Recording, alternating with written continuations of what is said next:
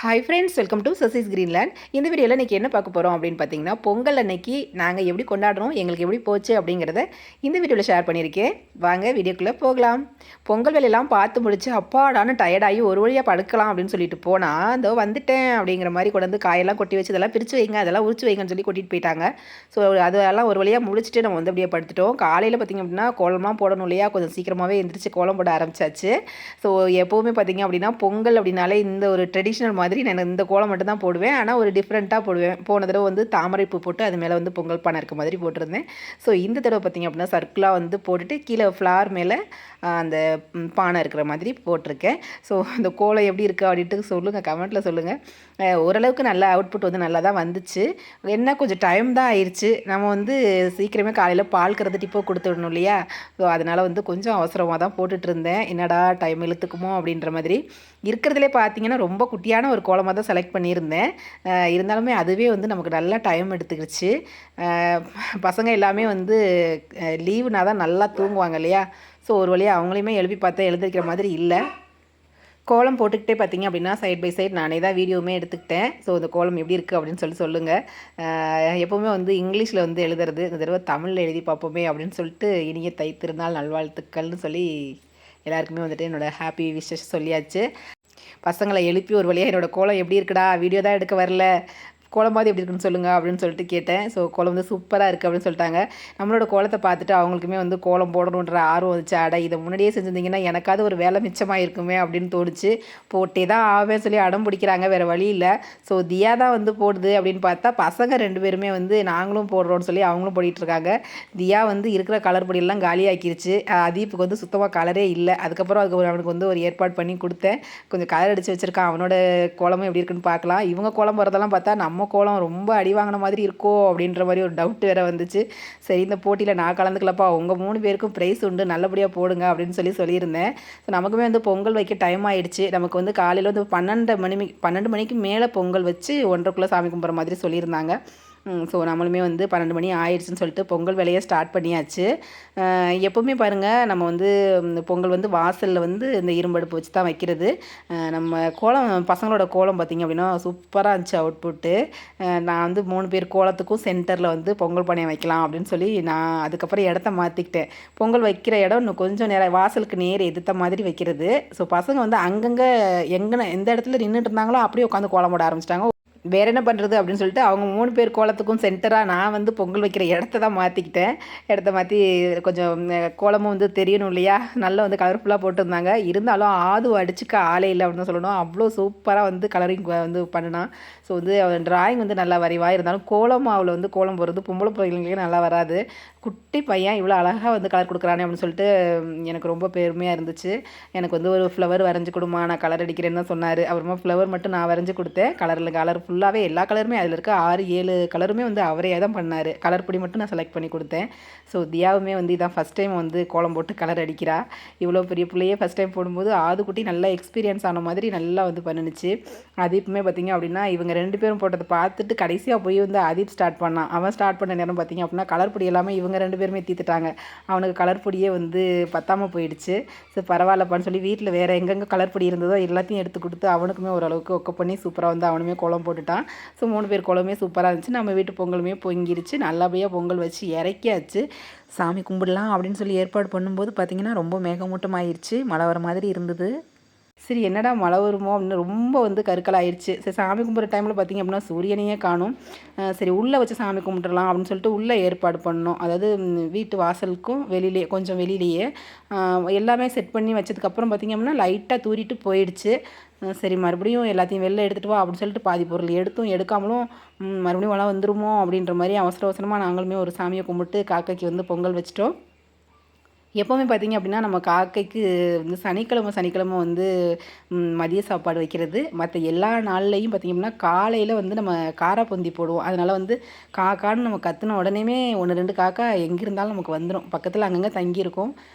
ஒரு சவுண்டு நம்ம சொல்கிறத கூப்பிட்டதை கேட்டதுமே வந்துடும். அதனால் வந்து காக்கைக்காக நம்ம வந்து கஷ்டப்பட தேவையில்லை. அதனால் நம்ம வந்து நேரத்தில் காக்கைக்கு சோறு வைக்கணுமே அப்படின்னு சொல்லிட்டு பசங்கள்லாம் கூட வெடி போடுறேன்னு சொன்னாங்க. வெடி போட்டால் கூட காக்கை வராது சொல்லிட்டு நம்ம வெடியெலாம் கூட போட விடலை. காக்கைக்கும் நான் வந்து சாதம் எடுத்துகிட்டு போய் வச்சுட்டு நிற்கிறேன். ஸோ எப்போவுமே வர காக்கா என்ன பண்ணுது, லைன்லேயே உட்காந்துருக்க தவிர வீட்டுக்கு வரவே இல்லை. ஸோ ரொம்ப நேரம் கொஞ்சம் நேரம் வெயிட் பண்ணி இருந்து அதுங்க வந்ததுக்கப்புறம் நாங்கள் எடுத்துகிட்டு தான் அதுக்கப்புறம் சாப்பிடவே உள்ளே போனோம். ஒரு வழியாக வந்து மழை வரலைங்க. எனக்கு என்னென்னா சாமி கும்பிட்றதுலாம் கூட பிரச்சனை இல்லை. பொங்கல் அன்னைக்கு போடுற கோலத்தை வச்சு ஒரு 2-3 நாள் ஒப்பேத்திடுவேன். அதே கோலம் தான் வாசலில் இருக்கும். மழை வந்துச்சுன்னா கோலம் கலைஞ்சு போயிருமே அப்படின்ற கவலை தான் எனக்கு மனசுக்குள்ளே ஓடிச்சு. ஆனால் மழையெல்லாம் வரலைங்க. ஸோ ஒரு வழியாக வந்து நம்மளுமே சாமி கும்பிட்டுட்டு சாப்பிட ஆரம்பிச்சாச்சு. ஸோ இந்த தடவை வந்து சாமி கும்பிட்ற டைமில் கொஞ்சம் நிம்மதியாக இல்லாமல் சாமி கும்பிட்ட மாதிரி இருந்துச்சு. ஏன்னா மழை வர மாதிரி இருந்ததுனால இங்கேயும் அங்கேயும் பாத்திரங்கள் அள்ளி பண்ணிக்கிட்டு ஸோ ஒரு சில ஜாமங்கள் வச்சோமா வைக்கலையா அப்படின்ற மாதிரி ஒரு கன்ஃபியூஷனில் எப்படியோ சாமியை கும்பிட்டாச்சு. சாமி கும்பிட்டுட்டு சாப்பிட்டோம். ஸோ யாருக்கெல்லாம் சக்கரை பொங்கல் பிடிக்குமோ அவங்க வச்சுக்கிட்டாங்க. வெண்பொங்கல் பிடிக்கிற கேஸ்லாம் வெண்பொங்கல் வச்சுக்கிட்டு, வெண்பொங்கலுக்காக நான் வந்து சாம்பார் வந்து பொங்கல் ஸ்டார்ட் பண்ணுறதுக்கு முன்னாடியே வச்சுட்டு போயிருந்தேன். இதில் பார்த்திங்க அப்படின்னா ஒரு கிட்டத்தட்ட ஒரு 20-21 காய்கள் வந்து இதில் போட்டிருப்பேன். ஸோ எல்லா காய்களும் போட்டு சூப்பரான சாம்பார் இப்படி தான் வைக்கிறது எல்லா பொங்கலுக்குமே. இது பார்த்திங்க அப்படின்னா ஒரு 3-4 நாள் வரைக்கும் இந்த குழம்பு நம்ம வீட்டில் இருக்கும். பொங்கல் குழம்புன்னு சொல்லிட்டு அன்னன்னைக்கு வைக்கிற குழம்பையும் இதில் ஆட் பண்ணி சாப்பிட்டுட்ருப்போம். இப்போ எங்கே போனோம் அப்படின்னு பார்த்தீங்கன்னா, பொங்கல் சாப்பிட்டுட்டு கை கூட கழுவல ஒரு ஃபோன் கால் வந்துச்சு கவிதாண்ணி. ஸோ என்ன அப்படின்னு கேட்டிங்கன்னா, எல்லாருமே ஒவ்வொரே திரண்டு நிற்கிது. என்னங்க உங்களுக்கான வரீங்களா, எங்கெல்லாம் பொங்கல் போட்டி போயிட்டுருக்கு அப்படின்னு சொன்னாங்க. அட நானாக வரமாட்டேன் அப்படின்னு சொல்லிட்டு சரி சாப்பிட்டு கொஞ்சம் நேரம் படுக்கலாமான்னு பார்த்தேன். எனக்கே உடம்பு சரியில்லாமல் தான் இருந்து இந்த பொங்கல் வேலையெல்லாமே இப்போ முடித்தேன். இவங்க இந்த வார்த்தையை சொன்னோன்னே அட சூப்பரான ஒரு கண்டென்ட் கிடச்சிருக்கு, இதை ஏன் விடுவானே அப்படின்னு சொல்லிட்டு உடனே வந்து ஃபேமிலியை கூட்டிகிட்டு நம்ம வந்து பொங்கல் விழாவில் போய் கலந்துக்கிட்டோம். போய் பசங்களாம் விளாண்டுட்டு இருந்தாங்க, பார்த்துட்டு இருந்தோம். அதுக்கப்புறம் லெமன் ஸ்பூன் உமன்ஸ்க்கு இருக்குது, வேலை கலந்துக்கிறீங்களா அப்படின்னு சொன்னாங்க. சரி நானும் கவிதானியும் போய் கொடுக்குடுன்னு வந்து கலந்துக்கிட்டோம். அதில் வந்து நான் ஃபஸ்ட் ப்ரைஸு, கவிதானி செகண்ட் ப்ரைஸ். கவிதானி தான் ஃபஸ்ட் ப்ரைஸ் வர மாதிரி இருந்துச்சு. குடுகுடுன்னு ஓடி போயிட்டேன் நான். அட ஓடிட்டிங்களே, என்ன வச்சு முந்திட்டிங்களேன்னு சொல்லிட்டு இருந்தாங்க. ஸோ ஒரு வழியாக வந்து அதில் வந்து நம்ம ஃபஸ்ட் ப்ரைஸ் வாங்கிட்டோம். அடுத்ததாக பார்த்திங்க அப்படின்னா ஜென்ஸுங்களுக்குமே வந்து போட்டிகள் வச்சுருந்தாங்க. இதில் பார்த்திங்க அப்படின்னா செங்கல் வந்து அந்த 2 விரலால் மட்டும் வந்து தாங்கி பிடிச்சிருக்கணும். நிறைய பேர் வந்து அவங்களால பிடிக்க முடியல விட்டாங்க.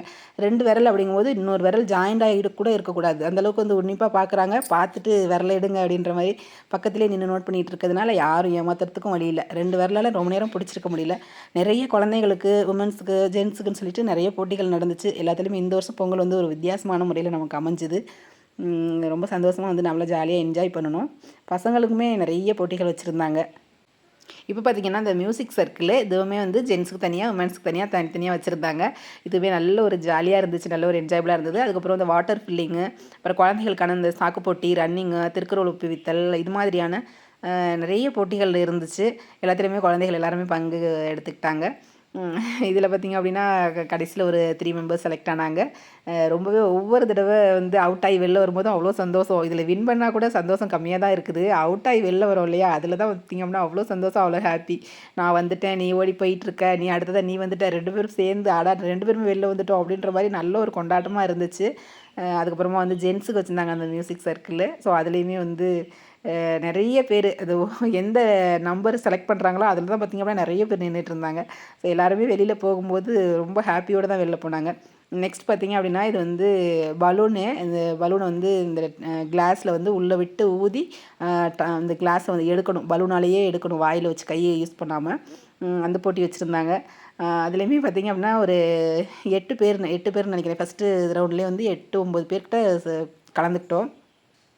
கலந்து வாயில் எடுத்துகிட்டுமே பார்த்திங்க அப்படின்னா அந்த கிளாஸ் கீழே விழக்கூடாது, பலூன்லேருந்து காற்று போகக்கூடாது, கண்டிஷன் கை யூஸ் பண்ணக்கூடாது அப்படின்னு சொல்லியிருந்தாங்க. நமக்குமே வந்து நல்லா செட் ஆகிக்கிச்சு, சூப்பராக நின்றுட்டு இருந்தோம். ஸோ எல்லாருமே சுற்றி நின்றுட்டு கலாய்ச்சிட்டே இருந்தாங்க. ஏதாவது டிஸ்டர்ப் பண்ணால் கீழே விழுமா அப்படின்ற மாதிரி. விழவே இல்லை.